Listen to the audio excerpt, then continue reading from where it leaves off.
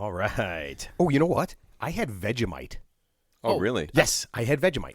Was that like Dolomite? No, it's I think Australian. isn't Dolomite a character? It's the Australian thing they put on like toast and other things. I never even heard of that. You know how it's explained? Oh wait, what's that song by Men? Yes, No, Men yes, at- Vegemite, Men at Vegemite Work. sandwich. Yeah, Men at Work. Yeah, I heard of that. I didn't know So what that we have an Australian guy at work at the golf course, right? Arr, nar. And he said something about having a Vegemite sandwich, right? So I said, "Oh, hey, I want to try it. Could you just cut off like just a bite's worth?" And so I look it up, and I'm like, "Vegemite, is that made from vegetables?" No. You know what the description is? This is a shiny brown paste. Interesting. That's how it's described. A shiny brown It's like paste. Nutella. No. No, actually, you know what it tastes like? It almost tastes like beef gravy on a piece of it, like a really intense. Yeah. It's really weird, man, but it wasn't bad. I've never had Vegemite, but when I was in England, they have something comparable, and I don't know what it's called, but they put that on toast as well, and it's tangy. You know, it's This was not tangy. This was kind of like salt. It was, I swear to God, it was just like a really intense beef gravy on a piece of bread. Sounds kind of good. You know what? It wasn't bad. And since I don't eat meat anymore, I don't really get that beef gravy thing. Sure. And so when I ate it, I took my first bite, and the guy standing there, he goes, and I was kind of making a face, and he goes, do you not like it? I go, no, I think I like it. And he goes, no one likes it. I go, well, I'm no one then. I'm pretty it's an happy about acquired that. taste. Is that like a standalone product that you could buy at the store, or can you? Like, So he said he has to order. He says when he goes to Australia, he US. brings it back, or he okay. orders it online. But see. I see. but I think they send it over. I don't think anybody makes Vegemite here. Isn't that weird? So you know what's funny? I actually read something the other day, unrelated, about Outback Steakhouse. They said the top. I don't know why the top 10 things about Outback Steakhouse. It's supposed to be Australian themed. I guess the founders had never been to Australia, and nothing on the menus from Australia. Right. Well, I mean, steak is. I mean, they don't have Nothing food? nothing on the menus from Australia. Because Australia actually imports Kobe beef. Are you saying that Australia does not have a bloomin' onion? What? That's the only reason I was going to go, to get an authentic bloomin' onion. It's all made up.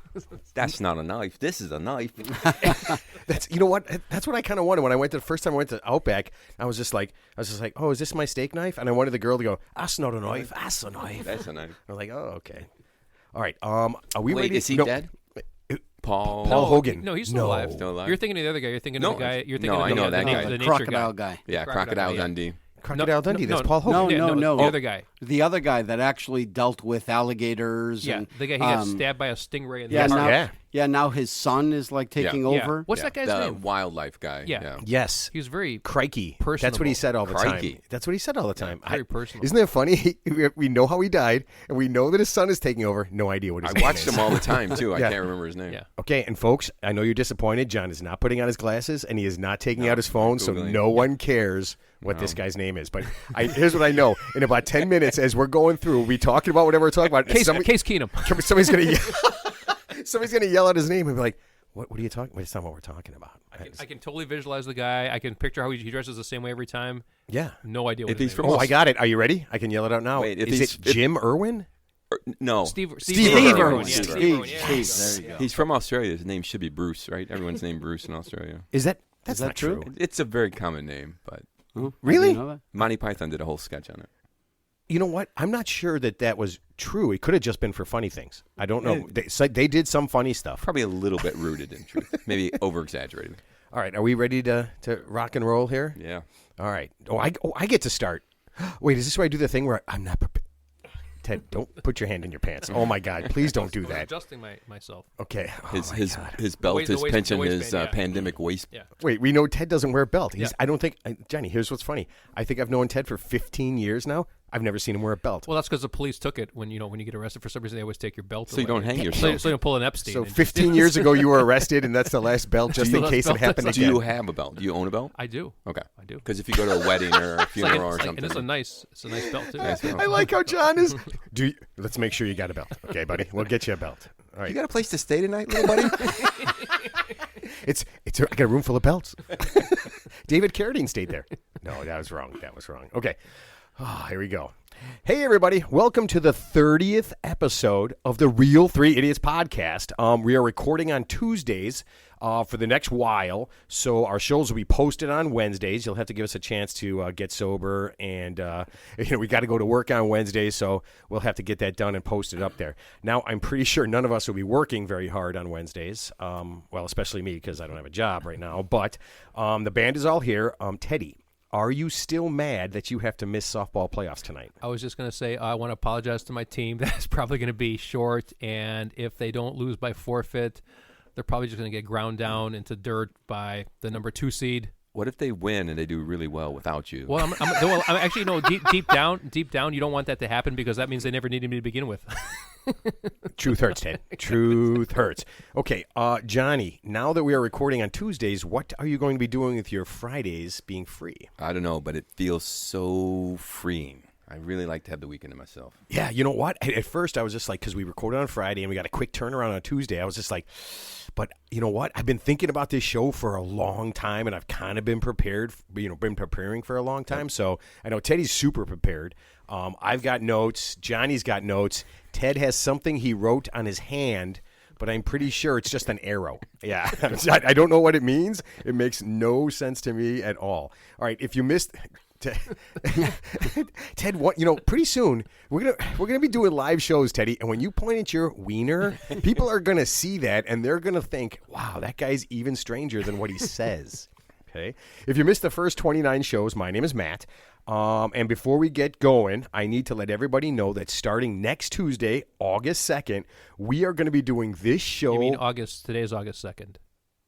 August 9th, right? August 9th, starting August 9th next week. Of 2022.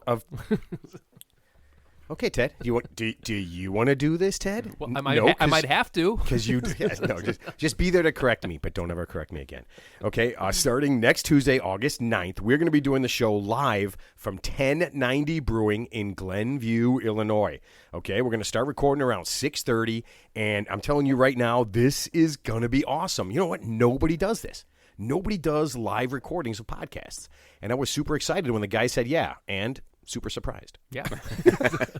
Fair enough. I went to go talk to a bunch of places, right? And I did the one thing I did, and I did it with our guest, and he'll tell you that he did this. I said, listen to the show before you say yes or no. Okay, so you know what you're getting into. I don't want to get there and then have us say whatever we say. It's and like a bait and switch. Throw the headset off and storm out. Yeah. No, I don't. You know what? I don't want anybody, especially the place. I don't want somebody coming in and pulling the plug on us and saying, this is no good. Getting a cease and desist letter from the FCC. Stuff like that. It's exactly uncomfortable. Right, and I don't think the FCC has anything to do with this. I honestly don't. Don't they regulate communication on the airwaves? But can't you do anything on TV now? I mean, I see. You can't swear? Yes, you can. Well, you can say not shit regular, all day long. Yeah, but you can't say certain words on regular. Didn't the FCC... You literally you will get fined. Yeah. Well, then... Does somebody care? Well, it's selective. It's selective caring. It's like everything. There's selective outrage. There's selective caring. It just depends.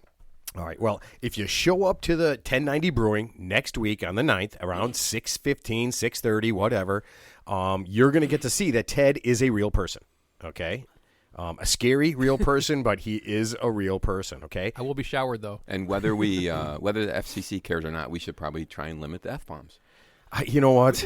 We've been doing a good job of that, though. No, I didn't. I listened to the show last week. I said the F word. Oh, I almost said fuck. I said the F word a lot last week. Who was the biggest offender last week? I was by far. It was you. Yeah, towards the end of the show, I think I had like 5 or 6 beers, and I was just every other word out of my mouth. I couldn't make a point without screaming the word. So there's a correlation. So when you have 5 beers, there's going to be at least 5 times as many F-bombs. You know what? 35 times 6 is... Okay, gotcha. It honestly might be that, okay? All right, so before we get started, I need to mention something real quick. By now, everybody in the world has heard how runaway Ted Cruz and Pat Toomey of Pennsylvania have basically stopped the PACT Act from happening, right? If you don't know what it is, this helps veterans who were hurt when the U.S. set up burn pits. And if you don't know what a burn pit is, we'll post something online and social media about a burn pit, or you can just honestly, you can go to Google, you can type in burn pits and really find out what it was. It was terrible, and it literally affected millions and millions of our people in our armed forces. They were subjected to this, and they could get very sick now, and they could get very sick in the future, right? Now, here's what happened.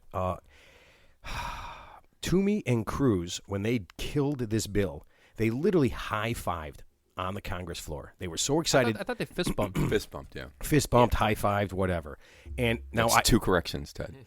Okay, Don't make I'm it sorry, 3. I can't make it 3 because there won't be a third time. Okay, these two guys were super excited about what they did, okay? And they did it for 2 reasons. And I did a little bit of research, figured it out. Number one, they're protesting a climate change bill that now has a good chance to pass that the Republicans were absolutely sure could not pass. So they're a little pissed. Is that because Manchin's on board now? I guess, They, yeah. they bribed him. I mean, they persuaded him. They persuaded him with bribery. They persuaded him. And the second part of it is they changed the bill just a little bit, okay? Now, I don't know anything about bills, but this is what I found out. There's 2 kinds of ways you fund things. There's mandatory ways and there's discretionary ways, okay? So when the bill first came out and everybody said yes to it, it was discretionary. And that means that Congress could say yes this year, and then next year they could say, we'll give you half or we'll give you none. And every year it would come up and they could say, you know what, we're not doing that anymore. And so they changed the bill just a little bit to make it mandatory, right? These are people that are protecting our rights to do this ridiculous show, right? For you to go shopping, for you to enjoy yourself, for you to do all the things that you do in basically relative freedom, complete and relative freedom, right? Even though we complain about stuff, those people are willing to give their lives. And then, so this bill was there, and we wanted to make sure that they have that money, right? Well, now they don't. And this is why this is important to me. I had a friend who served overseas just about 30 years ago, came back with PTSD, was really messed up, got hooked on drugs, and basically committed suicide, right? Didn't get any help. And that was a time when you weren't getting help. Right now, my cousin who served is literally dying. She's not going to make it, okay? And, you know, this is really important. And I just feel like what Pat Toomey and Ted Cruz did when they celebrated this bill not happening, it was reprehensible. It was criminal. And it's very disturbing. And so I just want to say this to those 2 guys and all the rest of the senators who changed their vote. Gentlemen, every veteran knows what you did. Every veteran knows who you are, and they know where to find you. So I will say this to you. Sleep well. You know what? Sleep well. So just, you know, I was kind of ignorant about the subject, but just by happenstance, I was happening to watch CNN the other day. So they had John Tester, I guess, who's the chairman of the VA, committee, whatever that chair is called or whatever that committee is called. And he was basically saying that, contrary to what the Republicans had to say, I'm just quoting what he said, that the bill is exactly the same bill that they initially passed. They just changed one sentence about something about the VA, like appropriating funds. But basically, the Republicans think that the VA can unilaterally like take funds and just like use it for climate change or something that they don't want to use it for. But the VA cannot do that without congressional approval. Right. So what the Republicans are saying that this is why we killed the bill is actually not accurate per Senator Tester. And this is why I just want to make a point here. It's so important to have a free, objective press. Whether you listen to Fox, CNN, whatever, I don't want a political press. I want an objective press because you could read those 2 bills. Both sides say different things. One side says not a word was changed other than that. The other side says that they changed from mandatory. They said one sentence in the bill was changed, but it didn't materially affect the bill. So here's my question: like, how can people? I mean, these are like supposed to be Harvard-educated attorneys. These are not. Well, they're lying. They're just using. But the point is, how could there be such a fundamental disagreement if it's just so obvious? They're lying. They don't read the bills. Most of the senators don't read the bills. Well, like right? They remember Obamacare? They said we'll read the bill after it passes. It was like 10,000 pages. That's what they said.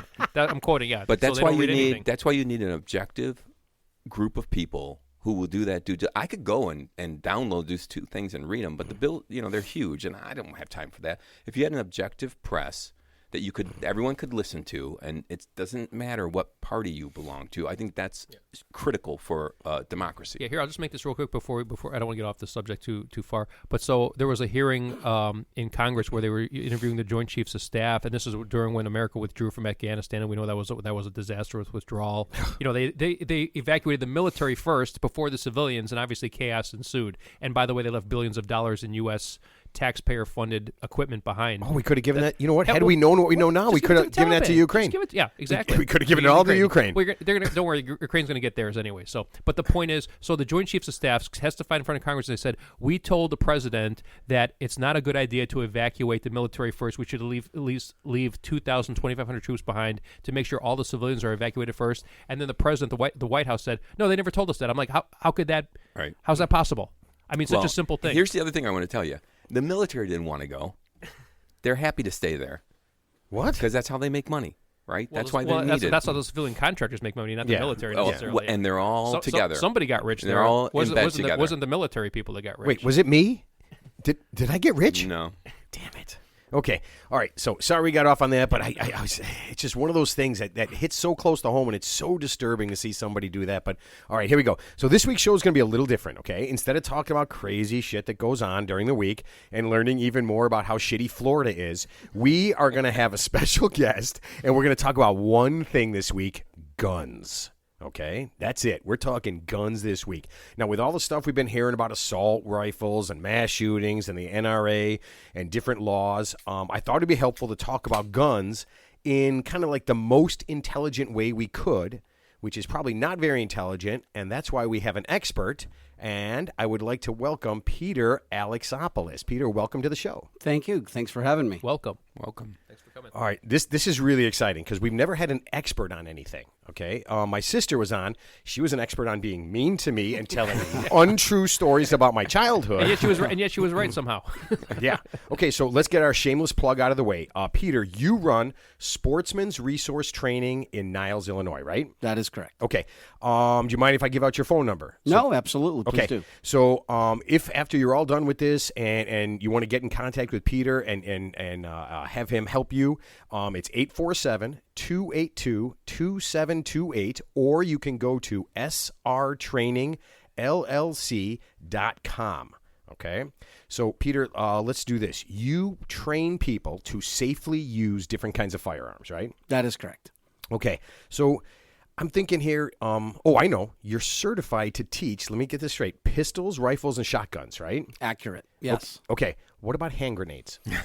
Hand grenades are not one of the items that I have a forte in. It is not my thing. Okay, so I am kind of a hand grenade aficionado, okay? No, I thought it was a bazooka. No. I like the throw it and run away thing. So maybe after the show, if you know someone who can actually train me to safely use a hand grenade, because I'm an idiot and I'll probably end up blowing myself up, we can talk about that after the show. Did you see the thing today? Ukraine, they have drones. And they have things attached to them. It's basically like an incendiary bomb of some kind. Like an IED attached to a drone. And they print them, so it's printed. Right? Yeah, they're do-it-yourself. What? Yeah, I heard that Ukraine is like using do-it-yourself, like bombs, or the weapons to, and they just fly over. Like there were 3 Russians getting into a car. They flew over and dropped it into their car, and it exploded. So let me get this straight. If I have one of those in my car and one of the guys doesn't use a turn signal in front of me. Listen to me. I would launch the drone. I'm telling everyone on the road right now, use a turn signal or I'm going to drone bomb you. Oh, I thought those cars just didn't have turn signals. I thought they built cars without turn signals. I thought that's what it was. It's possible. My favorite car is the car in the left-hand turn lane that turns right. That's my favorite one, where I scream. I don't know what they're doing in their car, but I'm screaming, right? I'm going to pull a Ted here and make a reference that no one's going to understand. But the old Clint Eastwood movies where he had the monkey and he's like left turn Clyde anytime he wanted to punch someone. Now it's going to be Maddie in the car. It's like, launch the drone, Clyde. Oh, that's with the orangutan, right? That was with the orangutan. Yeah. Okay, so Peter, you also, besides training, you also do shooting competitions, right? Like you're a pro shooter? No, I'm not a pro shooter. I am a competitive shooter. So pro shooters are actually a designation that is given to you once you make a certain caliber of shooting. And it requires, like anything, when you're a professional, it requires a significant amount of time and commitment obviously financial resources. So I have been in the competitive shooting circuit for probably about 18 years now. But because, like most of us, unfortunately, I had a full-time job and still do have a full-time job, I cannot commit all of my time and resources to shooting competitively. It's just something that, gradually grew from my joy of recreational shooting. So it turned into competitive shooting, which is how I get my thrills. And is it just like accuracy, or do you do I know they do like quick draw things and other things like that, or is it just kind of an accuracy? The plethora of opportunity to Right. do competitive shooting is literally endless.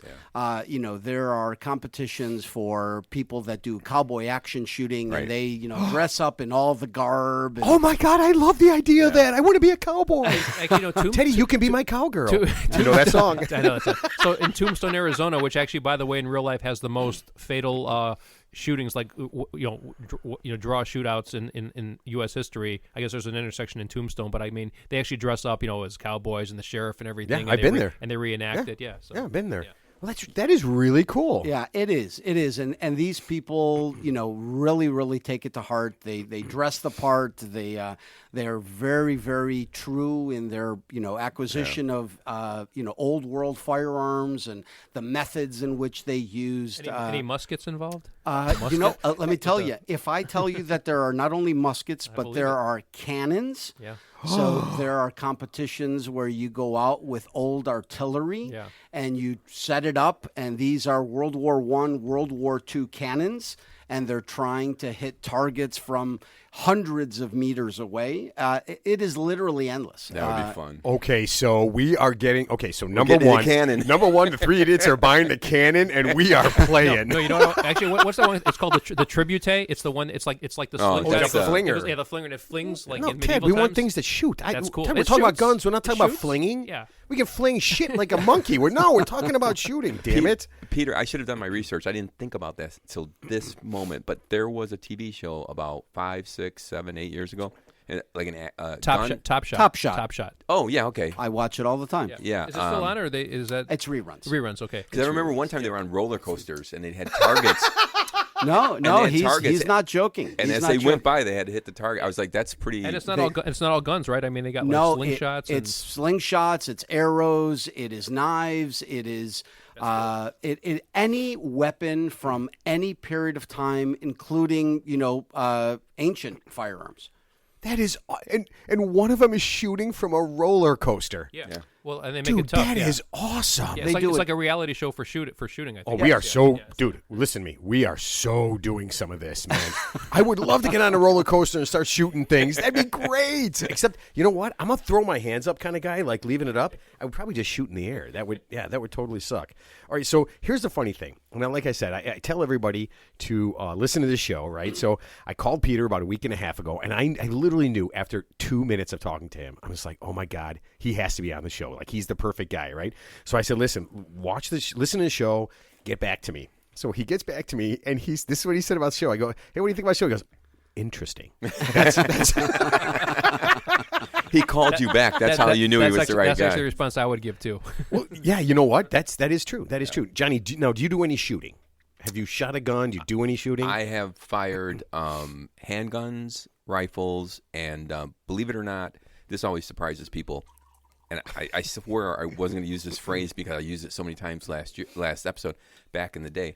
You used to be able to skeet shoot Oh, heck on yeah, I love that. Fullerton off into the lake off of Fullerton. Oh, right, So right. my buddy had some shotguns, Sure. like nice shotguns, and he asked me to go with him one time, and we started doing that on a semi-regular basis in the summer, and that was just a blast. you Yeah, know? Lakeshore Drive was a wonderful place to go and shoot, various clay targets.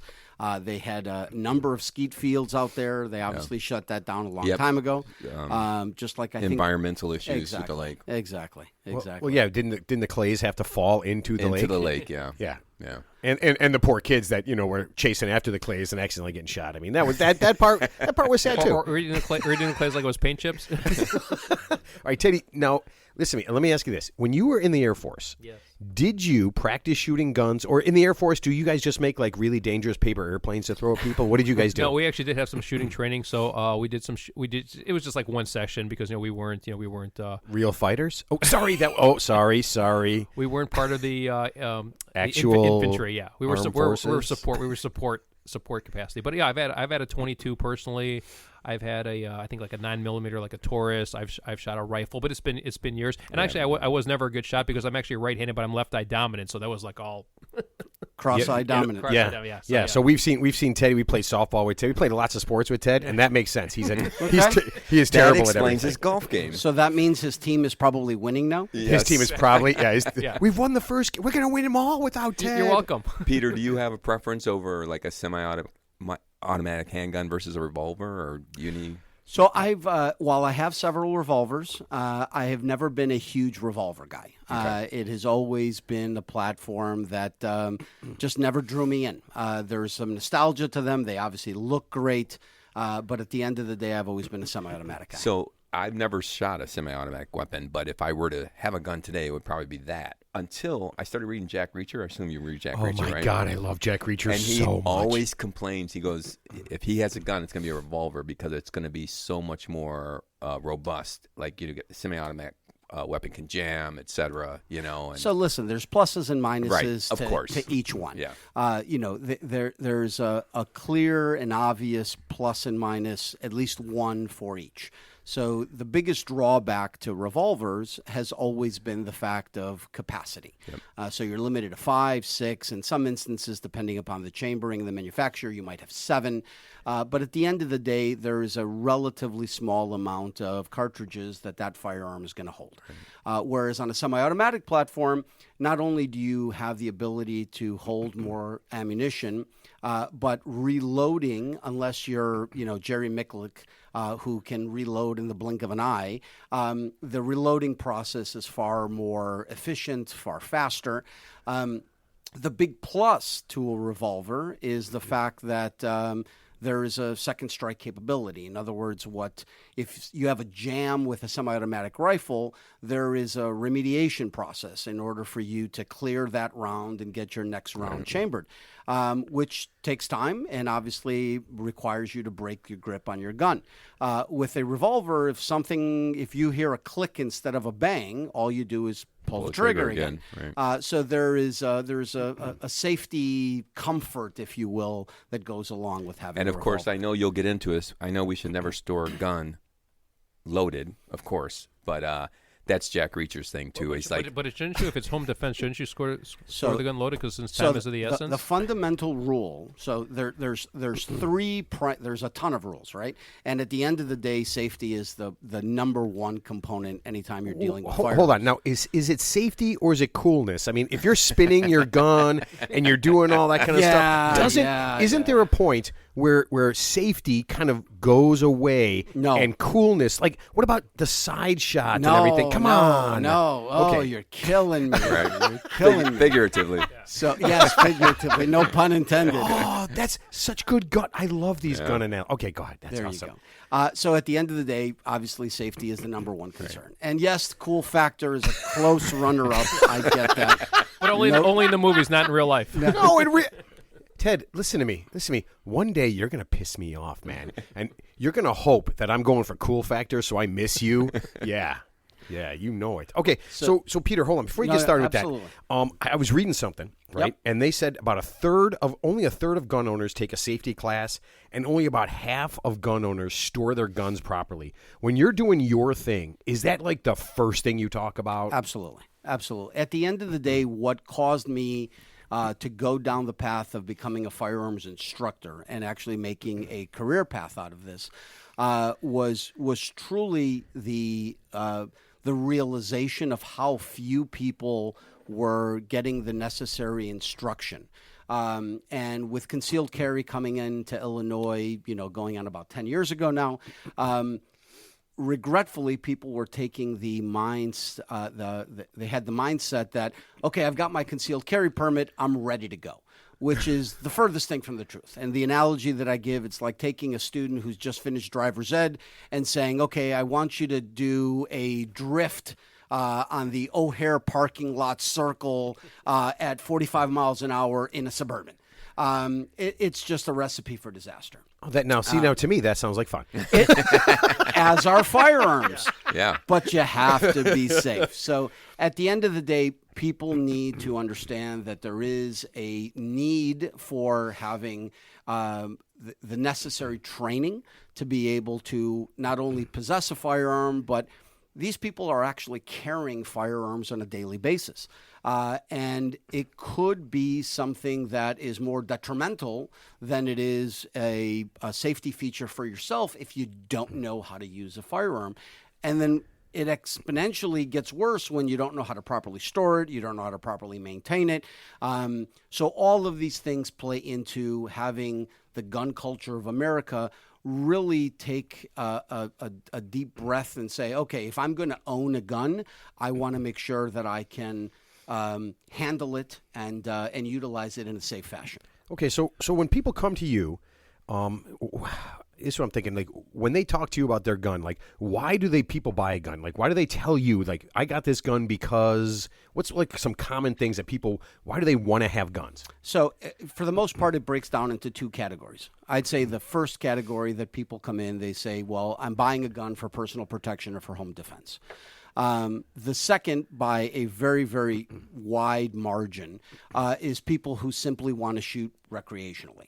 Hey, I want to go out and do some skeet shooting or trap shooting or sporting clays with my kids. I want to, go plinking. Now that sounds like something Ted does when he is all by himself after the show. What is plinking? Yeah, what is plinking? So plinking is when you are shooting steel targets and you hear that bing, bing. Oh, okay, okay. The little Such a good sound. It's a wonderful sound. It's like church bells. Yeah. At the end of the day, I think the majority of the people, at least the ones that are coming my way, are really looking at it from a personal protection or home defense standpoint. And every time in Alabama, every time you hear a plink, an angel gets its wings. It's a beautiful thing. So it's funny because I had a feeling you were going to say that. And here's my thing about personal protection. I've been alive for 55 years. I don't know anybody who has ever had someone like break into their house or their home or attack them or attack them in any way where they needed a gun. Is that a real thing? I mean, it is. Unfortunately, it is. When we were having the riots, what is it, a year and a half ago, 2 years ago in the city, my phone was ringing off the hook from friends and clients who were literally in fear, sticking, furniture up against their doors because they live in walk-ups in various neighborhoods of the city, and people were trying to break into their homes with their families were there. And unfortunately, it's a sign of the times. The violence in the city of Chicago, we'll just kind of specify that. The violence not only in the city of Chicago but in the surrounding areas is getting worse. The police are in a position where, no pun intended, their hands are tied.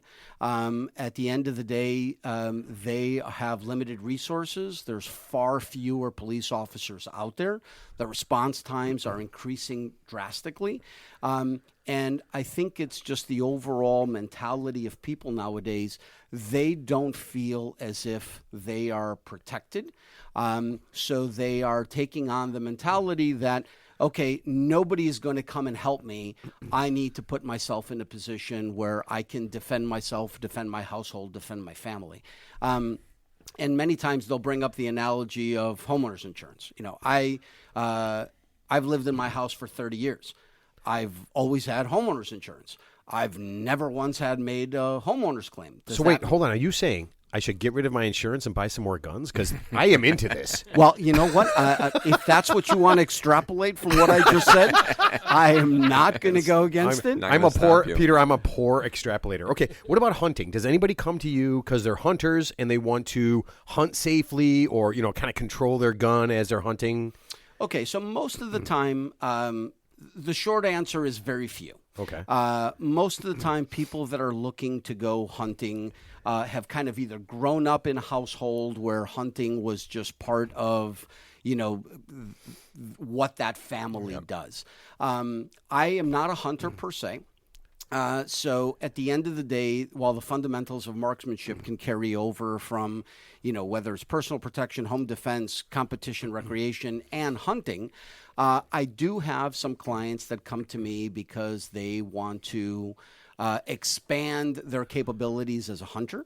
One of the things that I do is long-range precision shooting, which obviously is a very, very complicated topic because it's not just the simple fundamentals, but you are now dealing with a lot of external factors, various types of ballistics, internal ballistics, intermediate ballistics, external ballistics, terminal ballistics. Oh my God, that is. Hold on a second. I am so freaked out. That is so many ballistics. I honestly did not know there were that many Plus, ballistics. if you're talking about distance, you're talking about the weather too. The weather's a factor where you have to like. So there is. So internal ballistics is the science of what's going on with a projectile when it's inside the gun. Okay. So from the time the firing pin hits it, the bore temperature, the ammunition temperature, the rifling, all of the vibratory harmonics of the barrel, all of the things that are happening before the projectile actually leaves the front of the muzzle. Intermediate ballistics is, while a very, very short topic, is in essence the science of what's happening as the projectile transitions from being inside the gun to being outside in the atmosphere. The most complicated one is external ballistics. External ballistics takes into account everything from spin drift to the ambient temperature, obviously wind, which is the hardest thing to compensate for, humidity, barometric pressure, all of these factors. And depending upon the distance, you even kind of run into Coriolis effect, which is the rotation of the Earth. Hold on a second. If I'm trying to shoot some some wild animal or whatever, okay, I have to worry about the Earth turning as I'm shooting. Sure, because if you think about it, range, I mean, when we do some sessions where we're shooting out to a mile, 1,760 yards. Wait a minute. You can shoot something 1 mile away. That was my. So I actually did hear that. Like, for example, you've heard about these tragic cases where somebody shot a gun randomly and somebody a mile away got hit by the bullet. So that was my question. How far can a bullet actually hold on a second. Was it accidental, or did they get some really good training? No, I think it was probably accidental. I think someone just fired a gun and just some unfortunate person happened to be about a mile away. So that's my next question. Wow, like, how far can a bullet travel when it's still and it can still be lethal? So the longest, in general, and don't quote me specifically on the number, but I think the longest precision rifle shot that is noted right now is 4,615 yards. And I didn't Google anything, but I remember because I was kind of into this for a while. But was it a Canadian guy? A Canadian soldier? The Canadian sniper is, I think, and again, don't quote me. I think know. The Canadian sniper in Afghanistan has one of the longest confirmed kill shots. At like 1.25 miles. At the end of the day, we're talking about some really long distances. And the one thing that I want to make sure you guys understand is when a bullet leaves the front of your muzzle, it is instantly being affected. Well, it's instantly being affected by gravity. Yes. Okay. So when you are aiming at something 1 mile away, you're actually pointing the gun hundreds of inches, if not dozens of feet, well above the target. You want to hear my favorite? Wait. Okay, you got to hear this. My favorite fun fact, and I was going to do an F-bomb. It's going to blow your mind. If Peter were standing here with a handgun and pointing it, out into the distance, and I stood next to him with a bullet in my hand. They'll drop at the same time. And if I drop the bullet and he pulls the trigger, both those bullets hit the ground at the exact same time. Wow. Everybody is blown away by that because they're like, "Oh, the momentum!" Yes, I didn't know that. Wow, that's crazy. Gravity is gravity. Yeah, it's crazy. Gravity is gravity. Yeah. Absolutely. That is okay. So what's funny, real quick. Go ahead. Real quick. So, like the JFK assassination, which was been talked about ad nauseum. So there was a conspiracy. There's like multiple people. There's the grassy knoll because nobody could believe that why this idiot chose a bolt-action rifle. A mail order bolt action rifle.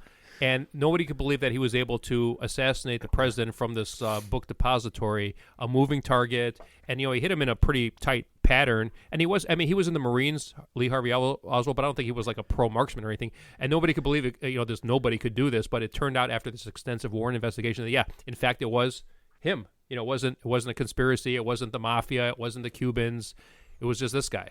You know, Was So it the there's- Greeks? I'm sure there's still actually, people- we got to blame the Turks. Okay, all right, yeah, all right. Gotta blame the There Turks. you go, there you go. Okay, so Peter, listen, you had to have a scene in all your trainings and all the things you shooting competitions. You've had to have seen some people do some very stupid and dangerous things. Like when you were out, what are some of the dumbest, like some insane things that you've seen people do? I don't know. It didn't have to end up in them shooting each other. But what are some really stupid things you have seen people do with guns? So I'm sorry to kill this for you. And again, no pun intended.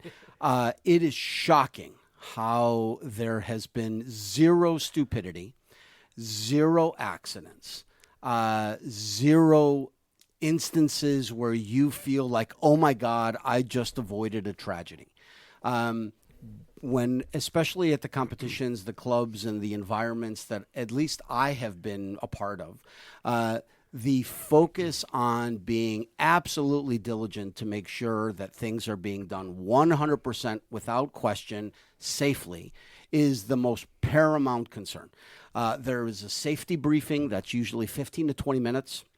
Regardless of how often you go to these things, there are precautions that are put in place. So when you are at one of these events, you have what's called a chamber flag, which is basically a plastic flag that's inserted into your barrel, and it's hanging out with a little flag on it so that everybody can follow what we call the 2-second rule. You should be able to look at somebody's gun and within 2 seconds of a quick snapshot be able to tell that that firearm is safe and unloaded. So there's no magazine in it.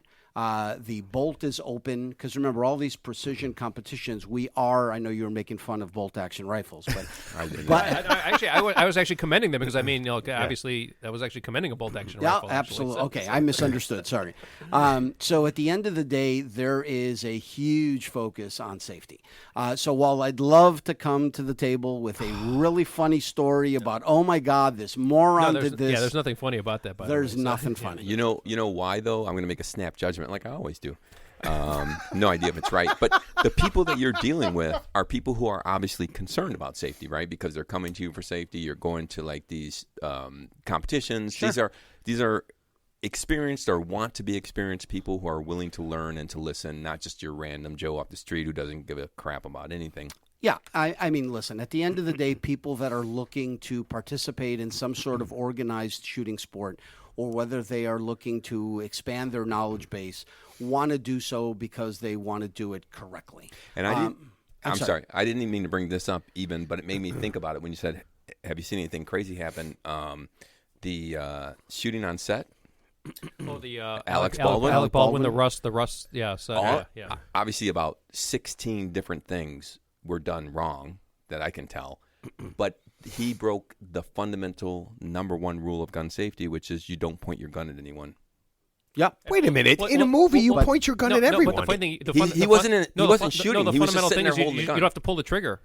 You can just aim it. You don't have to pull the trigger. Well, you just don't point a gun. Yeah, well, that too. But I mean, somehow a live round got into Number one, don't So- point a gun. Don't point. got into that gun Well, since this on the set program of a movie. Since this program is about guns, and the number one component as it relates to guns is gun safety, let's just talk about the fundamentals of gun safety. So number one is, which you just talked about, is that you never point your gun at anything you don't want to kill or destroy. Okay, that is, you should assume that there is a laser coming out of that barrel, and that at any point in time, you're not flagging yourself. In other words, pointing the gun at yourself. You're not pointing it randomly at somebody. And a subcomponent to that is know your target and what is beyond your target. So one of the things that we talk about when we are in a firearm safety course is that, especially under stress, you might miss your target. So you get kind of tunnel vision when you're in a position of being panicked or stressed. Yeah, you know, it's interesting you should say that. Just on a real quick note, I remember a story years ago where it was like I can't remember if it was a police officer and an offender, but they were literally within like 5 feet of each other, and they were firing wildly at each other, and they both missed because, like I said, the stress Absolutely. makes you do things that you wouldn't normally do. Absolutely. Yeah. Absolutely. Even like a movie. I remember, what was that movie, Unforgiven, with Clint Eastwood? So so he's a professional gunfighter. Obviously, it's just a movie, but the point is, people pull their gun and they just can't because they're so nervous and they're just they're like this, where he was calm and just Pulled it out. Yeah, Shot. just pulled Wait a it. minute, wait a minute. But what about all the movies where Sylvester Stallone and Arnold Schwarzenegger can shoot everybody every Don't time forget without even aiming? Don't forget Bruce Willis. So Yes, He is very good. absolutely. Bruce Willis, excellent movie shooter. Yeah. I don't know Excellent if movie Peter. shooter. I don't know if this bothers Peter. This drives me crazy, and it ruins a lot of movies for me. I just can't let it go. Like the whole field of fire concept. You'll see this all the time. Someone will, is trying to escape. They'll run into a room, and then 16 people will come out, and they'll be in a circle around the person. Yeah. And they're How all about you pointing. shooting each other? I'm like, come on, dude. Like, are you that? So Peter, can you not watch those movies when you see all that stuff happening? Do you just Drives me nuts. Drives It me drives nuts. me nuts. Same. With what the number one thing, and it's obviously very, very small, but the one thing that always drives me nuts is the never-ending magazine of ammunition. They're shooting and shooting and shooting and shooting and shooting and shooting and shooting into infinity, and they never change a magazine. And that's why a lot of times when I watch action-type movies, 13 Hours of Benghazi was probably the most accurate as it relates to the way they handled their firearms and their reloading and the fact that they had jams, and it was very realistic. So your wife hates watching like Arnold Schwarzenegger, right? Because you're like, yeah, that couldn't happen. That couldn't happen. That couldn't happen. She's like, just stop it now. I'm She trying won't to. even watch them with me. Peter picks up the remotes and pauses it and turns to his wife, and she's like, no. No, Nah. just turn it back on. We Do you don't realize care. how dangerous that is? First of all, why would he try to clear that breach right there with two hands on the gun? And Yes. You want to hear? Here's my other, and so that other gun or the other bullet thing with dropping, that was insane. But this is something I learned today. I never knew this. I assume it's true because I saw it on the internet. Of but, course. Or heard it on a podcast. Right. damn it, I just spit my beer out. Stop. My job is to make him spit his beer out once a week. No, this blew me away. And you might not even know this, Peter, because I didn't know this. But I mean, Hold on a second. Sorry, Listen, are we saying that No, you're no, smart I didn't mean it. as No. or smarter? I didn't mean it. I didn't mean it that way. No offense taken. I didn't mean it that way. I just mean I'd never heard anything like this before. So this is going to be a little bit hard to describe. But let's say Peter's on that side of the room, which is say 20 feet away, and I'm on this side of the room, and there's a car. I pick Peter. And there's oh no, 100%. I agree. And there's a car in between us, right? And he can see my feet, or he can't even see my feet under the car, right? Okay. If I were to throw a basketball in front of the car, He's going to shoot you. the basketball would hit the ground and bounce over the car. Right. I don't A understand. bullet, apparently, from what I read, tends to come off at an angle parallel to the object it struck, so the ground, so the street. So in other words, if I shot at the foot of the car, or Peter shot at the foot of the car, the bullet would travel pretty much parallel to the road and would probably strike me in the feet. I'd never heard that before. Okay, so listen, there are trajectory changes anytime a projectile impacts a surface. Right. The one that is the hardest to calculate is projectiles going through glass. Okay, and there are formulas and general understandings of if you're shooting through a windshield, what is that projectile going to do? Well, here, before you finish that, it's impossible to shoot someone through a windshield. I've seen it on TV a million times. All you have to do is duck your head. Just duck your head. No, I've heard cops will say, I've seen a .38 bounce off a windshield. That's a common cop phrase I've heard. That's why they have slightly higher caliber weapons. But Yeah, That's so bullshit. He does not hang around with that many cops, Peter. That's that's just total saying. bullshit. So at the end of the day, the angle of the front windshield is going to play a very, very important role in whether or not that projectile, regardless of its caliber, or depending upon its caliber, I should say, is going to make its way through the windshield. Obviously, if you look at a Corvette, which has a very steep angled windshield, it's very different than a Jeep Wrangler, right? flat. Which is virtually vertical. I like how we're getting right into specific vehicles. Well, no, you know what? You know No, what, it's though? true, though. I mean- well, but let's make sure. A guy in a Corvette probably deserves to get shot. Just so you know. I mean, a guy in a Jeep is probably pretty cool. Right in his- might be a hot chick. Right in his little penis. Absolutely. Keep going, Peter. No, so one of the So actually, what you were alluding to. So you remember that case a few years ago with the Kate Steinle matter. So that immigrant that illegal and that Donald Trump used that as one of his talking points against illegal immigration. So the guy finds a gun that turned out to be like a FBI agent's gun that was supposedly left on a bench. He picks up the gun, he shoots it, but he doesn't shoot the woman directly. He shoots it, hits the ground, and it bounces off the ground and hits her in the back, and she dies. That's one of the biggest problems with, shooting a warning shot. So when people take a concealed carry course or they take any type of gun safety courses, people will often say, "Hey, listen, I don't want to shoot the perpetrator that's in front of me. I don't want to take somebody's life. Can I shoot a warning shot?" And at the end of the day, you've got to be conscious of the fact that there are implications. If you shoot down at the ground, that bullet is going to ricochet and go somewhere. It can hit somebody or something. You shoot it up in the air. That's why I don't understand how, whatever it is, New Year's or the holidays, they shoot guns up in the air. That projectile is going to come down somewhere. Yeah. It's going to hit somebody there was or something. There was a case just today or yesterday, some guy, and so he was in a car with a woman. He shot the woman in the neck in the car. It went through her neck and bounced off wherever and hit him in the leg, and he died. Yeah, I'm assuming. That's karma. I'm assuming Dude, it's. that is I awesome. mean, bravo. But I'm assuming it's ever for moral artery. What else could it have done? That is, you know what? That is the funniest thing ever. Okay, so we got to That keep... is the funniest thing ever? Yes, you try to kill... Hold on. You try to kill somebody, the bullet goes through her, bounces off, and kills you. Yeah, that's ironic, great. yes. Yeah. Funny, I'm not quite sure. I mean, not about that. not ha funny. No. The funniest story was so in Russia. This was on video, by the way. So two guys were messing with a beaver. I'm not kidding. Wait a minute. I thought there was no more porn talk, Ted. No, this is a real beaver. Or maybe it was an otter. So this Nice guy, beaver. this guy tries to, he's messing with the beaver. He's obviously being malicious. So the beaver, having the sharp teeth that it does, bit him in the thigh, severed his femoral artery, shot him? and then he just bled out. And you know what that's called? That's called Darwin wins. Wait, did either of those two, did the beaver or the guy have a gun? The beaver's teeth were the gun. Yes. Ooh, I like that. Okay, so, all right, I want to blow your mind because we got to kind of move on.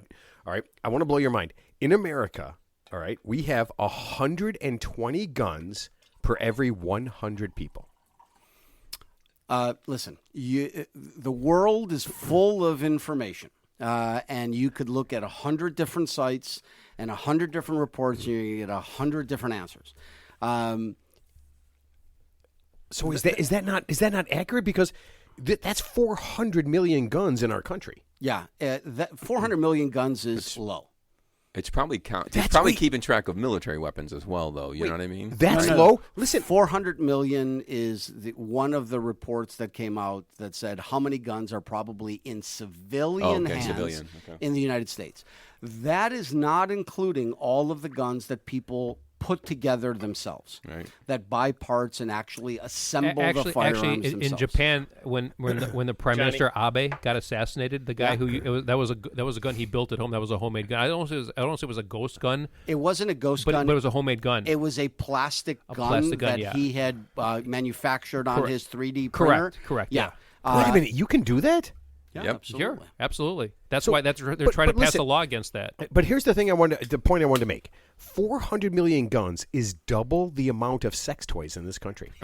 It is. That's double the amount of sex toys in this country. So guns are more fun than sex toys. No, it should be the other way around. So here's my question. Okay, so do you remember the movie In the Line of Fire with Clint Eastwood? Clint Eastwood, sure. So the John Malkovich character, he had a plastic wooden gun that he was going to use. Those two things are wooden. Yeah, those two things are different. Yeah, but it was a wooden gun, so obviously it would pass through a metal detector.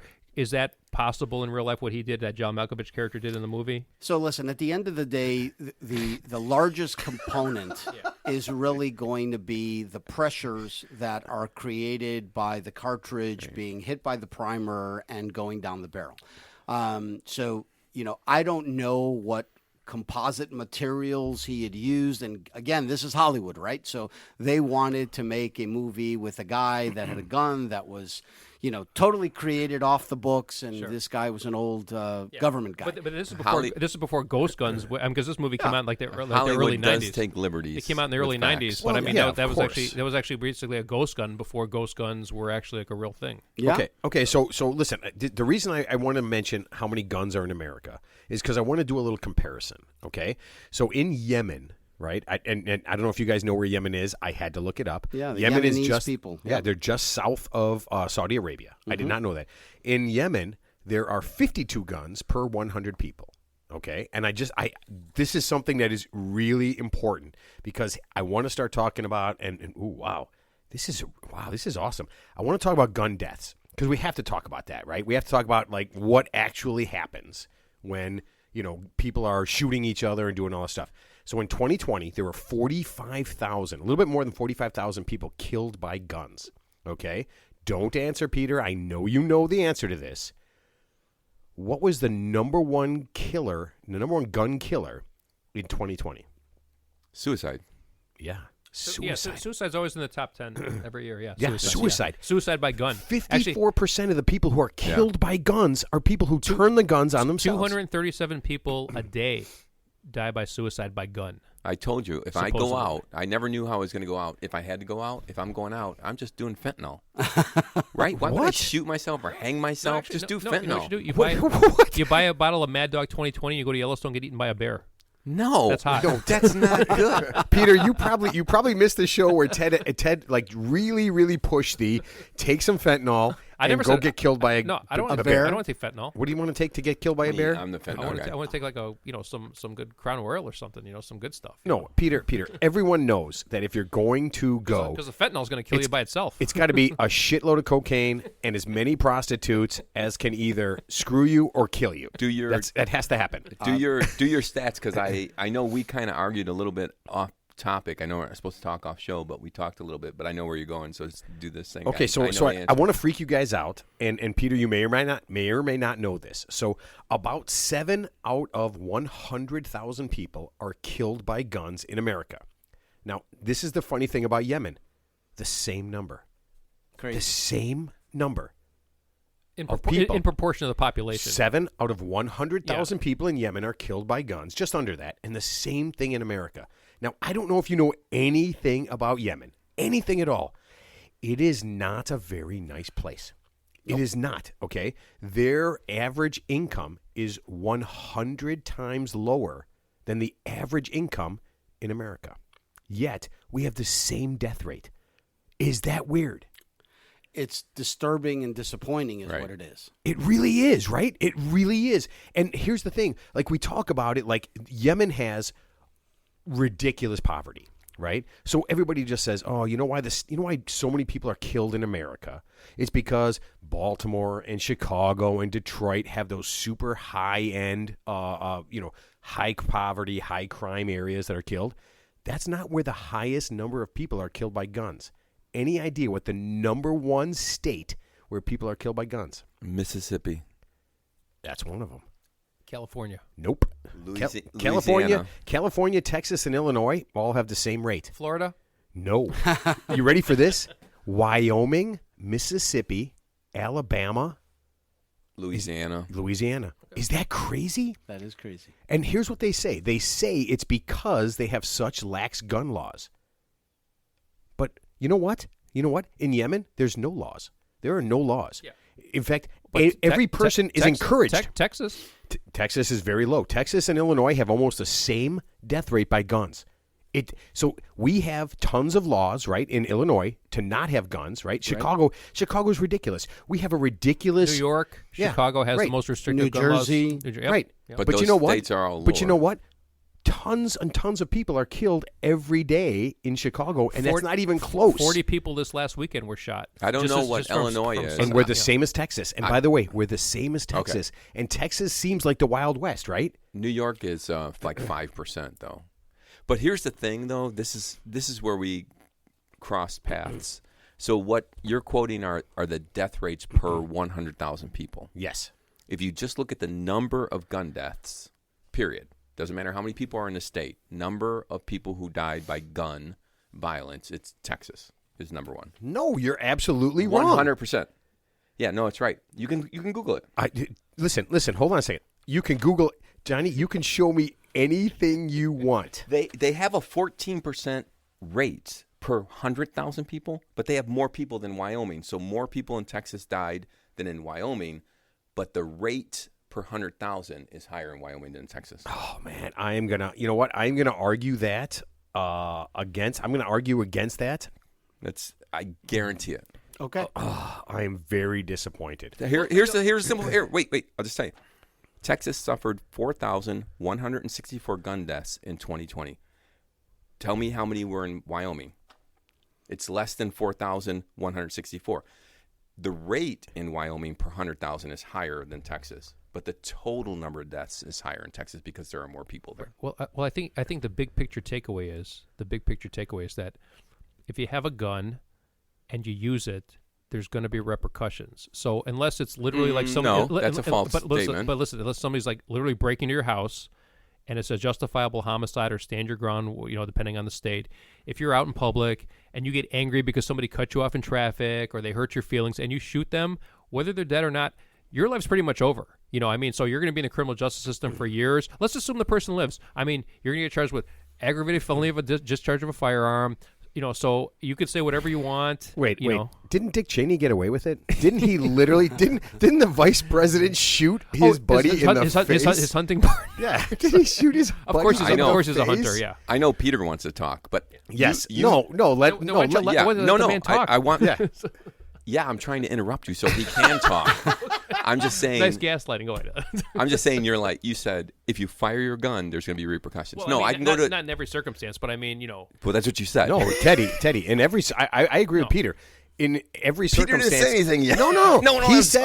He said if you fire your gun, there's a circumstance. Yes. No, there's repercussions. No, wait. I just want to clarify real quick, and then we want to let Peter talk. If you fire your gun, there may be no repercussions because you could be at a shooting range hitting a target. You mean if you fire your gun at a human being and do something? At a person, yes. Yeah, at a person. So on that note, I wish that there actually were repercussions every time you fire the gun at humans. One of the most disturbing aspects of our judicial system and the enforcement of a lot of the people who are, festering the gun violence in Chicago is that they are being released. And I think that's where a lot of the frustration comes from, is that at the end of the day, whether you are pro-gun or against gun, if you are discharging a firearm at an individual and making an attempt to cause great bodily harm or death to that individual, there needs to be repercussions for that. And at the end of the day, there aren't. I have a ton of friends who are law enforcement officers in various places, not only in Chicago and the suburbs, but throughout the country. And the biggest challenge is when you have no repercussions. Bad guys or bad girls. I'm not trying to be sexist here. Bad people. Bad people. Okay. Thank you. Okay. Thank you. I'm sorry. Didn't mean to be politically Yeah, incorrect. because there's a guy who believes he's a woman. Yes, and he can do that. Absolutely. Who's planning on shooting someone? Probably you, Ted. Yeah. So actually, what you're alluding to, it's funny you should mention that because I agree with you 100%. Because most people are responsible gun users, owners such as yourself. I'm talking about that small percentage of people who are irresponsible and are just, obviously have a wanton regard for human life. And that's why I'm running for president, Peter. I don't know if you knew go. that. Oh, Yes. You got And my so vote. I recommend... The only thing is, if you're going to run for president, you got to wear a belt. Oh, I will. Yeah, I will. Just for you, Peter, I will break it out of the closet just for you. Deals off. I'll break it for you. Peter just became guest of the year. Here's what I recommend for law enforcement officials. I recommend someone who discharges a firearm for no apparent reason at a group of people or person with, let's face it. A gun could kill you no matter what part of the body it hits you. It could hit you in the foot. It could hit you in the leg. It doesn't have to hit you in the head or the chest. That person, we're talking about amputation. We're talking about evisceration. We need to bring back the old seriously, all the old laws like Saudi Arabia, medieval times. So think about it. You get caught with a gun. So let's there was a guy in New York City. Is this the cut off the hand thing, Ted? There was a guy in New York City. He wasn't using a gun. There's a guy who's 45 years old. He has 45 prior arrests. He assaulted a woman. He stole her purse. He didn't have to do it. He could have just taken her purse and ran off. He punched her in the face. Ted, we're talking about guns. again, she was bodily, she was injured. Let's assume he had a gun. But Don't the point stop is, him. He's on a roll. we need to start cutting stuff off. So here's the point. On stuff. And it needs to be done publicly. See, Yeah. this is why Peter said interesting, and he hesitated on being on the show because he probably heard you say that. So Ted. Peter, let's We think, all let's, know no, where let's this think is going let's- down let's in think Daily about- Plaza, Let's think right? about this. That's Let's think about Ted's this. place. We don't know what the bad guys look like. So the bad guys look like the good guys. But think about it. Let's see you see they're wearing a gray shirt. you see a What color 25-year-old shorts you wearing, Ted? You see a 24-year-old guy and he's missing his index finger. You know why? Because the judicial system removed it because Yeah. that's his trigger finger. And the next time we just take your whole hand and you know there won't be a third time, Peter. No, there won't be listen, a third time. While that is clearly an extreme, okay? But Hey, is it necessary? Peter, you just Yeah. endorsed him for president. Yeah, so. no, but he hasn't gotten a belt on Do, yet. do you want to so- solve? I mean, do you want to solve the problem or do you want to perpetuate the problem? No, I listen. I agree. Solving False the problem fallacy. is incredibly difficult. No, it's actually pretty easy. Not in today's society. Yeah, Yeah, not that's not, it. not That's yeah. that's the problem. You're right. You're right Listeners about is that. You're right about listeners is called a false fallacy. Yeah, It's simple. We just kill people. The death penalty doesn't deter You don't have to kill any him. crime. You don't have to kill him. You just when they start- instituted the death penalty, no crime dropped. It's not a deterrent. I'm not saying it doesn't punish people, but it doesn't deter them from doing anything. because it's implemented incorrectly. Simple So- math. Because So Teddy, it's implemented Google incorrectly. it. So wait, let me interrupt 1 second. So if we're talking about even remotely considering some sort of amputation or serious repercussions, okay? Why don't we take, maybe 1,000 steps backwards and just say that there are legal implications to the fact that you have illegally discharged a firearm, you're illegally possessing a firearm, or you cause harm to somebody, whether it's with a firearm, with a knife. Lately, we've been hearing about people with hatchets and machetes, and it's endless. But at the end of the day, all of these bad people are doing things that they realize they have zero implications for. There are juveniles and young adults that are being brought in for illegal possession of firearms, for carjackings, for assault and battery, and they're literally out the next day. I can answer that in two simple things, and then we need to get to more interesting gun topics. It's very simple. The United States has spent a lot of time putting in minorities and impoverished people in jail for drug crimes and other stupid things. 3 times you're going away for life because you had marijuana 3 times. That's ridiculous. Put violent offenders, gun violence, knife violence, domestic, those people need to go to jail. Absolutely. If you do some fucking crack cocaine, I don't care. I'm sorry. If you steal or rob or whatever and it's violent, go to jail. Well, Then yeah. we'll have plenty of room in the You guys prison just made- system. You guys just made my point. Yeah, of course. We don't want to punish. But that's what we've been nonviolent doing. offenders. People are going to jail for marijuana Well, possession. Exactly. here's the We- thing. Here's the thing. Nobody gets high and does anything bad. No, they go to Honestly. sleep. Right. Exactly. Exactly. No one's ever died from a THC overdose. No, no one. marijuana. Okay, so really quick. This is what I want to do because this is something that blew my mind. Okay, right now there's 1 million women in the United States who have reported being shot or being shot at by an intimate partner. Okay, and women in America are very, very. They're victims. Okay, a woman in America is 28 times more likely to die from a gun than in peer nations. And those are, countries that are kind of like America, okay? And I think that's a really weird thing that happens where we're so violent against women, right? And that kind of freaks me out. And here's the thing that women's groups want. They want abusers, like serial abusers, right, to be able to have stopped buying guns. They want them to be denied the ability to buy guns. Like Deshaun That's- Watson, who has 30 cases against him, and he's not in jail. He only got suspended Yeah, for 6 games, by the way. Yeah, I mean, but he's Yeah, not from football. I mean, we're not saying football, yeah. we're not saying he's a super gun guy, right? No, he just hired masseuses. I'm just saying, back to the violence against women, right? But Right. fundamentally, if you are convicted of a felony, I think, and I'm no expert on the laws, but at the end of the day, I think if you are convicted of a felony involving violence, you are not allowed to be in possession of a firearm. Right. So let's think about not only what is the problem, and how it affects the individuals, the women, or the innocent bystander, or whoever. But even if we jump to the most recent horrendous occurrence, Highland Park, the system is flawed. There are loopholes, there are problems, there are issues that are preventing the laws that are currently in place from being processed in a manner that will prevent bad things from happening.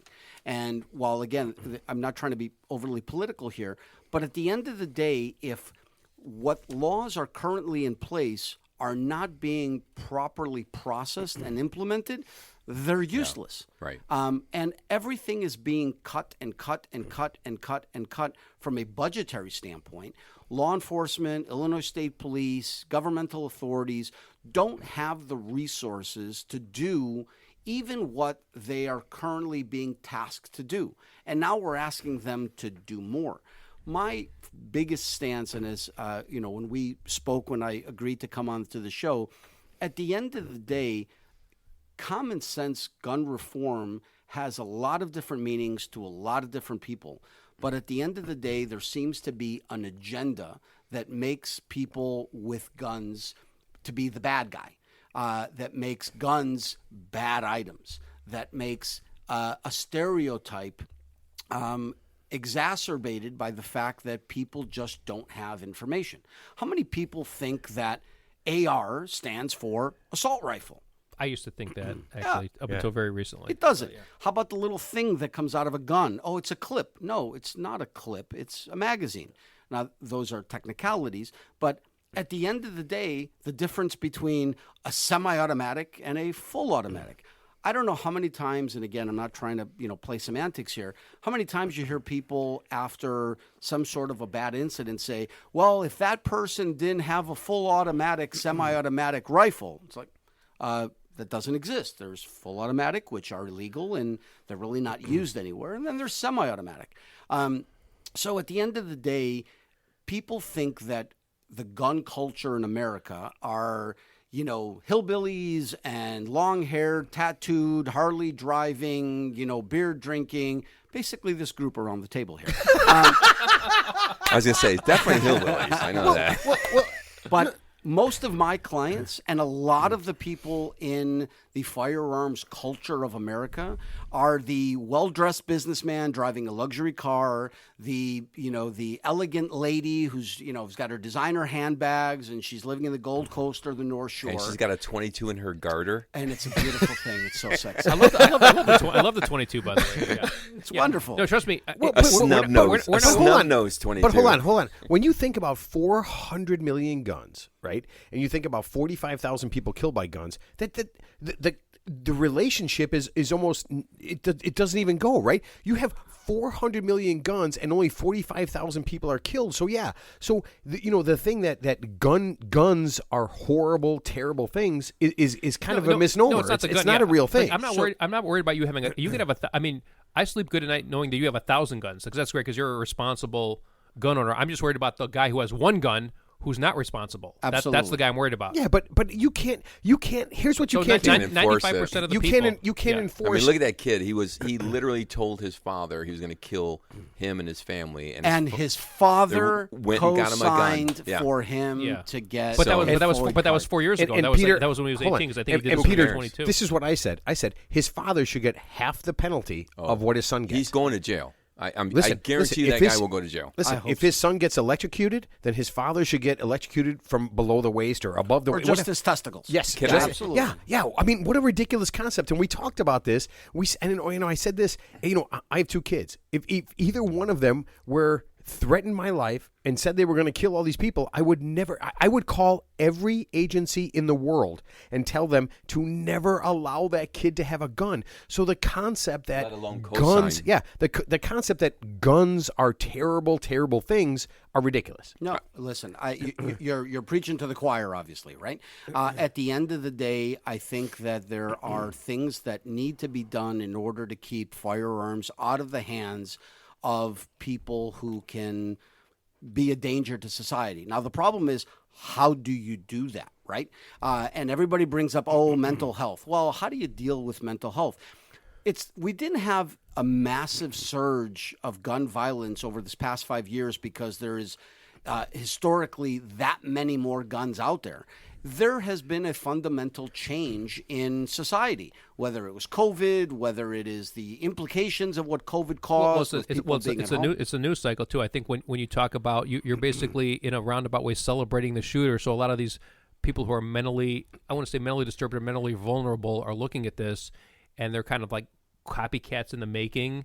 It kind of feeds on itself, where it's like, I can be a martyr too at some point down the road. Yeah, but absolutely. Teddy, but you know what? I'm not saying it's a component. I'm not saying that's the be all end all. You know what? I read something where they said this is weird. 50% of people. That's what they're saying. 50% of the people in America have some sort of mental problem, and I'm thinking that can't be right.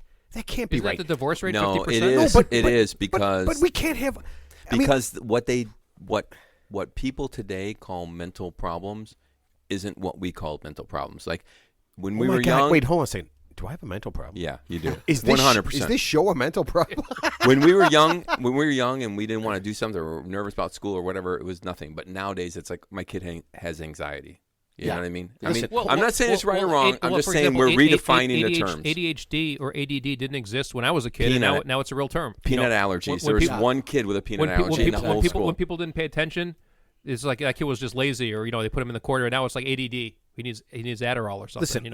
Listen. I can tell you right now, as a teacher, as a former teacher, and I may teach again.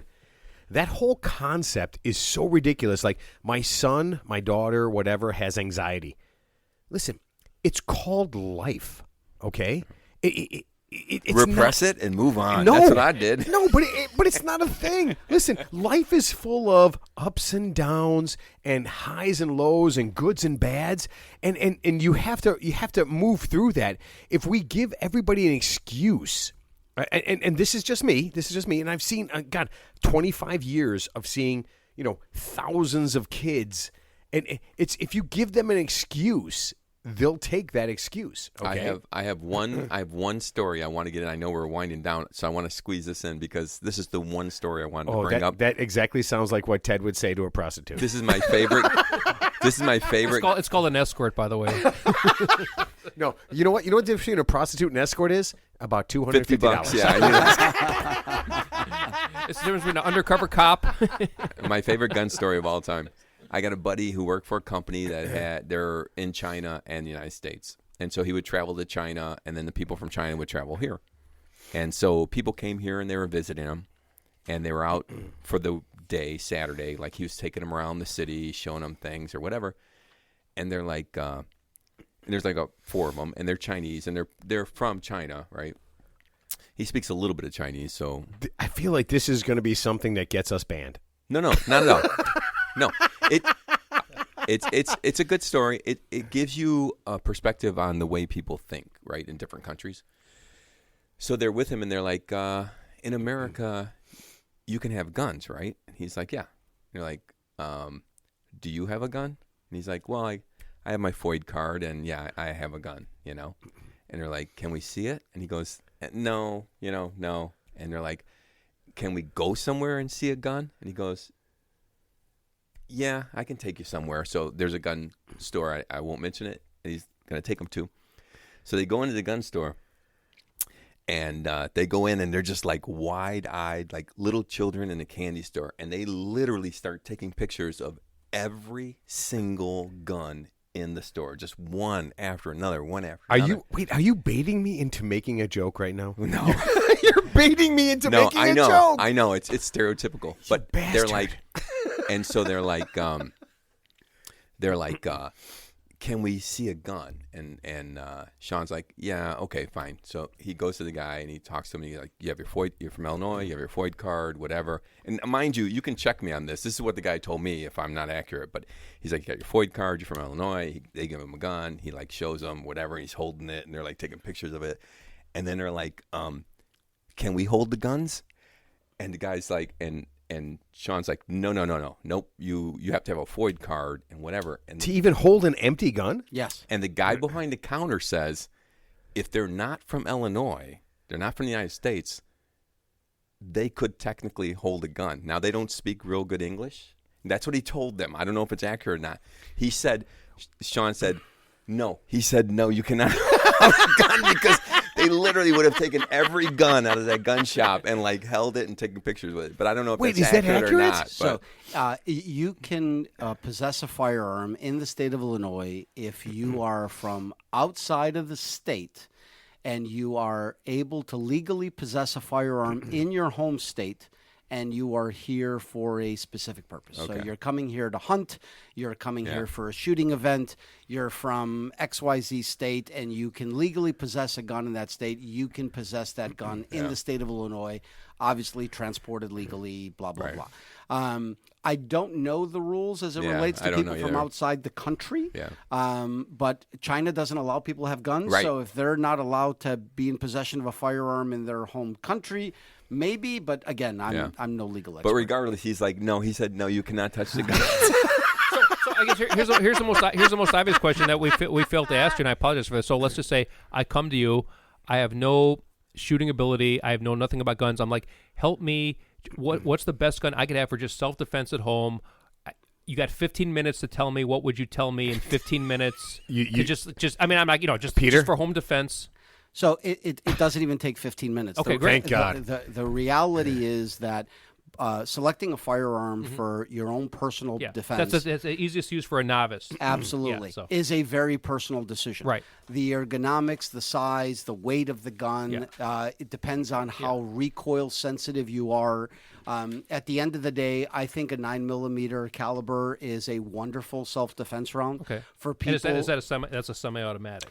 So the caliber doesn't make any difference whether it's a I semi-automatic see. or whether it is a revolver. Right. That is the cartridge itself. Right.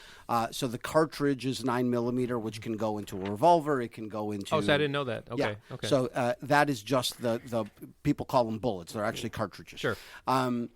Making the decision between revolver and semi-automatic, Mm-hmm. making a decision on the weight and the size of the gun. So a lot of times people come to me and they'll be like, I need to get a gun to defend myself or for carry, and what do you recommend? Sure. And I'm like, okay, well, there are some differences here. If you're going to be purchasing a firearm for concealed carry, the specifics of that firearm, the details are going to be different because there's a balance between concealment and accessibility. So you're not going to want this huge honking heavy gun that you're going to have to be carrying around. So Like you, a dirty hair- you don't like want a 44 Magnum, like the a most like powerful a handgun in the world. like a dirty hairy, Dirty yeah, hairy, yeah, yeah. that would exactly. blow your head Clean clean. off. Yeah. We don't want. Actually, we don't So want. you got to ask yourself one question. That is Do awesome. I feel like We don't want to blow your head clean off. I just Well, want to stop you. I just want do to you, shoot you. punk? I just want to shoot you in the kneecap to just stop you from attacking me. that That's is- what I that really is want. awesome Funny enough, because- people ask that. They're like, if I just want to shoot somebody in the knee, I said, spend the next 20 years practicing because you can barely under stress Yeah. hit the torso of a human target at very, very close distances. There's a lot of factors. The distance gets closed very, very quickly. Your heart's racing. You got an adrenaline dump. The sphincter tightening. tightening. Absolutely. And do you have? I mean, so the professionals, I always see they have two hands on the gun. They have the holding the gun, and they have like the support. hell hand yeah. like Oh, that. please don't hold a gun like that. No, that's We wrong. know That's that wrong. is so wrong. That's wrong. Okay. The That's wrong. cup Okay. and saucer I didn't approach. know that. See, I That's thought that Charlie's Angels, 1970. Okay, see, I thought that was real. I thought that was a real thing. I thought that was the best way to do Peter, it. Peter, Yeah, hold on. Ted's also mortgaging his house. Do you have any tips? No, listen. Everything Right. Ted does is Charlie's Angels. Just so you know, that is the greatest analogy of all See, I time. didn't know that. I thought that was like the most guaranteed way to just stabilize the firearm like It's that. the exact antithesis. So, okay, see, that's So at the I end, learned something new. And at the end of the day, what people don't realize is all of these misnomers. They don't know how to stand properly. Sure. You'll often see people and they're kind of leaning backwards because they're trying to anticipate the gun going off. Well, that's the exact opposite of what you want to do. You want to lean a little bit forward to help you mitigate the effects of recoil. The way that you're holding the gun, most people seem to think that your dominant hand or the hand that has the trigger, that's the hand that you're supposed to be gripping the gun tight with. It's the opposite. You're actually holding and controlling the gun with your support hand. Yeah, I didn't know any of this. Of course you didn't. You were in the Air Force, Ted. That's right. That's right. All right. Listen, we gotta stop. And Peter, I listen. Everything that I thought you would be awesome at, you are 10 times better at. Oh, and I'm thank you. gonna do this immediately. I'm gonna say that you have to come back. Well, thank you for the invitation. You have to come back. So let me do this real fast. Peter runs Sportsman's Resource Training in Niles, Illinois. You can call him at 847-282-2728, or you can go to srtrainingllc.com to get in touch with him. And listen, if I were you, if you don't know anything, if you know everything about guns, I would still go to him because he is going to be way better at this, okay? So here's how this works, Peter. So at the end, we ask everybody to, we ask each person to tell us your final word. I'm not going to make you go first. What I'm going to do is, Ted, what is the final thing you would like to leave everybody with? And hold on a second. If you can't, go ahead. I can't do it. Go ahead, Teddy. Cup and saucer gun holding sucks. I know that now. Thank you. Okay. You know what? I actually feel like that's the way Ted masturbates, and that is the weirdest thing that you would mention that, right? I feel like Ted is literally a cup and saucer masturbator. I've been using the wrong hand all the time. Now I know that. Ted, there is no doubt in my mind that you have been masturbating wrong, okay? Johnny, the last thing you want to leave everybody with. If Ted were in Alabama with me and he mentioned cup and saucer, actually, I thought you were mentioning flying saucer. I just want to thank Peter. I've been awesome, informative, and I think you've been the best first guest we've ever had. Well, thank you. I appreciate it. Whoa, you are. First of all, you're dissing my sister. I was just going to say your sister's going to be pretty pissed. Yeah, she's going to be very pissed because she's going to be at the show next week. I'm sorry. You've been a bit of an ass kisser. It's okay.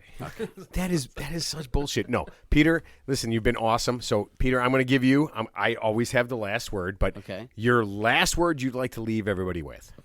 Can it be 2? Yeah. It can absolutely be. Okay. You know what? I'll give you 3 if you want. Thank you.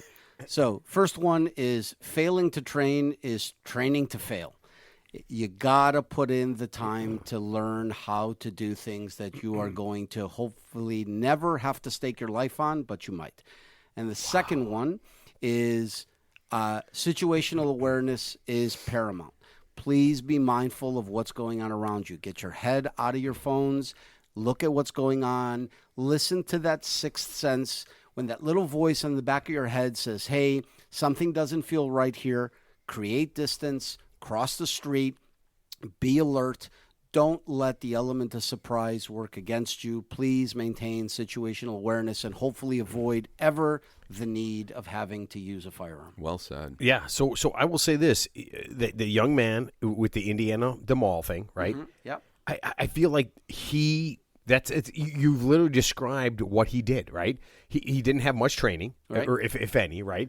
But he kind of understood what was happening, right? Mm-hmm. He got himself in a spot, and he saved lives. Absolutely. They call him a good Samaritan. I call him a hero, and I think a lot of people do. At the end of the day, he definitely saved lives. He might just be a natural. He might be. I think he's just a natural. Might be. Yeah, so. Might be. Yeah, and you know what I would say when you say hero, I literally think of all the police that are going on, right? Oh my God. Because you know what? Listen, we take 1 or 2 or 3 things that happen, right? But when I see a police officer, all the time I say thank you. Absolutely. I say thank you because I live in a really safe place, right? Like we live, all of us we're all in the same area, right? And I think to myself, I'm in a pretty safe place because I am a gun idiot, right? I have had no training. I am literally going to deal. I'm gonna talk to Peter. I'm gonna get safer because listen. I have guns. I do nothing. I know nothing. I absolutely know nothing, and I need to. A lot of people are like that, so don't feel bad. No, Oh, thank you. That's so nice. Ted, you should feel bad. Okay? Really bad. Yeah, you're a goddamn Air Force. I mean, airplane. But listen, it's such a great thing to have to understand, right? Guns, gosh, I don't want to say like guns don't kill people, people kill people, whatever. You have to understand everything that's around you, right? Peter, you were a fantastic guest. Thank you. You have exceeded everything, and yes, when you come back, we will ask better questions, right? Yeah, John just pointed at Ted, and then you know what? Maybe I tell you what. Maybe we can do. I tell you what. This would be really cool. We do a little fun, like learning what's going on. Man. Sure. On site. Right? Yeah, a little on-site like training, learning what's going on. We can share with people what's happening. A little cup and saucer. Yeah, no more cup and saucer. No more cup and saucer. No. Listen. Everybody here is married, so there'd be no cup and saucer, okay? Unless we're really, really drunk, okay? All right. Listen, Peter, thank you so much. John, Thank you for having me. Yeah. John, thank you moderately. And Ted, you're just Ted, okay? Everybody, we look forward to seeing you guys next week, August 9th at 1090. Man, I haven't been drinking a lot. 1090 Brewing, about 6:30. We're going to invite all the guests that we've had on previously to come back and enjoy everything that's going on. We will see you guys. We'll see you guys live in a week. Have fun. Stay alert. Stay safe.